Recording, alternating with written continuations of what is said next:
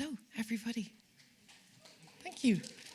So, since around this time last year, we have entered a brave new world with the explosion of ChatGPT onto the scene. One thing is clear amidst all the hype: conversation interfaces are coming into the spotlight once again. Language is increasingly becoming the interface, and in a way, we're going back to a kind of a primal way of communicating. And conversational interfaces, believe it or not, are a very natural and intuitive way to communicate with each other. It's just that in the first couple of years, conversation design was done by technologists. In our Accenture Life Trends, we talk about the great interface shift, this idea that we are increasingly communicating with technology through natural language. The popularity and the prevalence of bot conversations we see is going to grow with this explosion of Gen AI. And so language as the interface is becoming a thing. And where does conversation design come in? Well, we have been grappling with designing for language as interface via chatbots or voice assistants for many years now.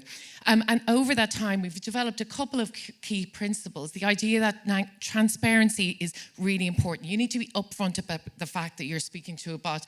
Personality is the bedrock of the experience, and it needs to be in service of the interaction. Also, reducing cognitive load is super important. Be concise, be precise, being accessible, because that thing is actually talking to you. And so the impact of alienating language can be more greatly felt.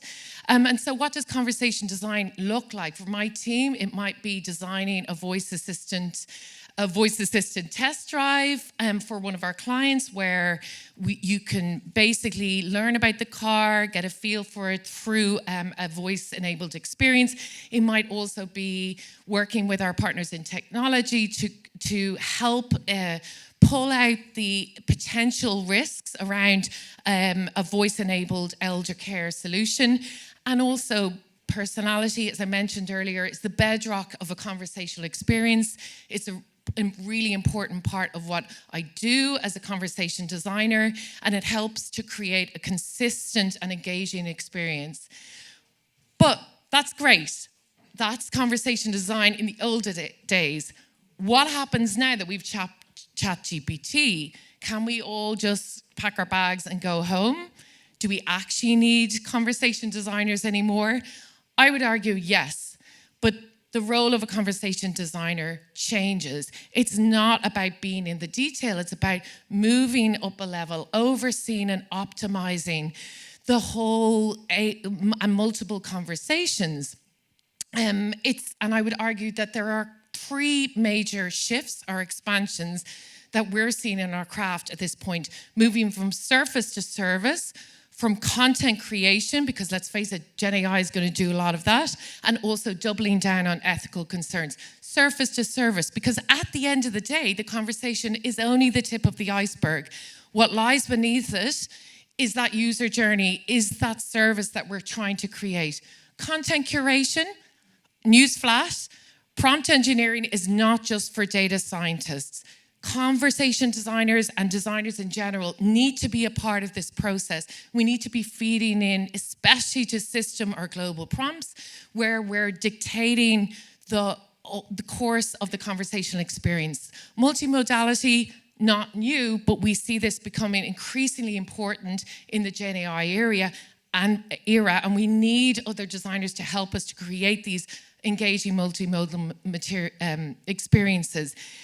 As AI gains more autonomy, the ethical concerns, the ethical pitfalls in these kinds of conversations need to be pulled out, need to be considered, of course, and personality design. So this has always been a part of a conversation design methodology, but I think, and our team thinks, that it's a key part and a key way that we can stand out in this new era by creating personalities in these LLM-inspired conversational experiences like this, which is not mine. I would love to say it was, but it's from an amazing startup in the UK, Clio, amazing experience. So what I want to end with is kind of a call to action. conversation design in this new era doesn't need to be like the last wave of chatbots that were frustrating and limited because the design was completely overlooked. We need you, all of you, to come together and create an amazing new wave of conversational experiences. Thank you. I know we've gone over.